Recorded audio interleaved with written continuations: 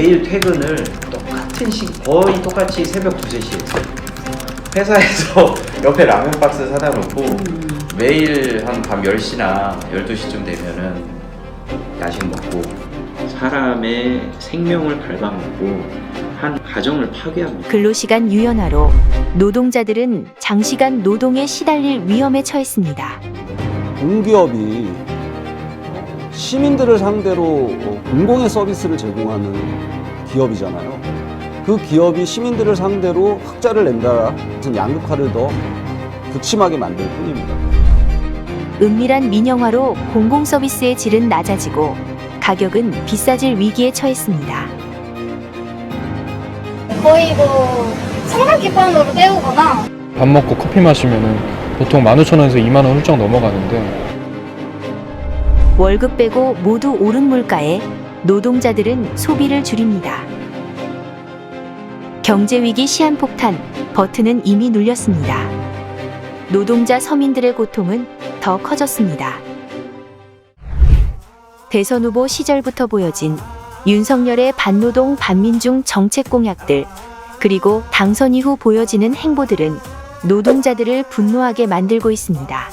그런데 윤석열 정부는 이러한 노동자 서민들의 현실은 외면하고 자신의 입맛에 맞는 정책만 추진하고 있습니다. 윤석열 정부는 어떠한 행보를 보이고 있는 것일까요?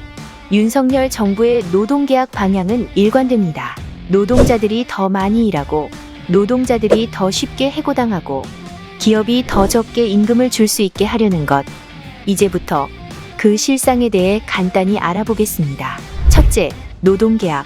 윤석열 정부는 지난 7월 미래노동시장 연구회를 발족해 활동을 시작했습니다. 이 연구회는 4개월간 집중적으로 노동시간과 임금체계 개편을 집중적으로 논의하고 정부의 정책 권고를 하겠다고 했습니다. 윤 정부는 미래노동시장 연구회를 통해 노동시간 연장으로 주 52시간 상한제를 무력화하고 직무성과급제를 확산시켜 임금을 통제하거나 삭감할 수 있도록 구체화할 것이라 예상되고 있습니다. 둘째, 의료공공부문 민영화 및 구조조정. 110대 국정과제를 통해 발표된 민영화 영리화 계획. 윤 정부는 이 발표 이후 소위 재정 건전성을 확보하겠다며 공공부문의 구조조정과 인력 축소를 강조하고 추진을 지속하고 있습니다. 특히 은밀하고 교묘하게 위장된 민영화를 추진하며 정부의 지분을 축소하거나 기능을 분리하고 조정하거나 민간과 경합을 하도록 조장하는 등 민영화 환경을 조성하는 데 중점을 두고 있습니다.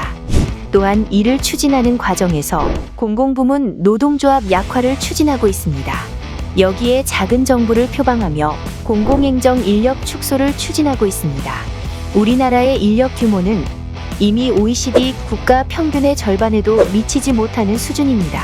그러나 정부는 공무원 인력을 더 축소하겠다는 방안을 발표한 것입니다. 또한 9월 중순 윤석열 정권은 돌봄, 요양, 교육, 의료 등 공공서비스 복지는 민간 주도로 고도화하겠다는 정부 복지정책 방향을 발표했습니다. 고도화라는 이름 아래 민간의 개입을 활성화시킨 것입니다. 코로나19로 공공의료 확대 요구가 높아졌지만 오히려 윤석열 정부는 의료 영리화에 초점을 맞추고 의료에 민간을 대입해 돈벌이 산업으로 육성하려 합니다. 셋째, 반민중 정책. 어느 때보다 국민들의 경제적 어려움이 극대화되는 지금 윤석열 정부는 재벌, 부자 감세에 열을 올리고 있습니다. 법인세 6조 8천억 원, 종합부동산세 1조 7천억 원, 소득세 2조 5천억 원 등 총 13조 1천억 원의 재벌 부자 감세를 단행했습니다. 이 감세로 이익을 보는 것들은 기존 법인세 25%가 적용되어 왔던 재벌 대기업 84곳뿐입니다. 그러나 부자에겐 감세, 서민에겐 복지 예산만 축소했습니다. 재정이 고갈됐다는 말을 앞세워 건강보험 보장성을 후퇴시키는 정책이 추진되고 있고 공공의료기관의 확대는 전혀 추진되고 있지 않습니다. 노동자들은 절약을 넘어 지출하지 않아야만 살아갈 수 있는 현실입니다.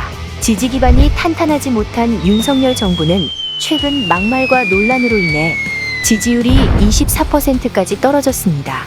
그렇다 보니 여론의 눈치를 보고 있습니다. 최근 고용노동부 장관이 직접 나서 노동시간과 임금체계를 계약하겠다고 발표했습니다. 그러나 노동자들이 반발하니 윤석열 대통령은 다음 날 정부 공식 입장이 아니라고 답했습니다. 영빈관을 건립하겠다고 800억의 예산을 수립했다가도 국민들이 반발하니 바로 철회하기도 했습니다. 수많은 시민과 노동자가 반대하고 투쟁하면 언제든지 윤석열 정부는 눈치 보며 바꿀 수 있습니다. 우리 노동자들이 분노하고 있다는 것을 똑바로 보여주어야 합니다. 윤석열 정권의 일방주의적 폭주를 멈춰 세울 수 있는 길은 투쟁밖에 없습니다. 민주노총은 22년 하반기 전국적으로 윤석열 규탄의 목소리를 터뜨리고 투쟁해 나갈 것입니다.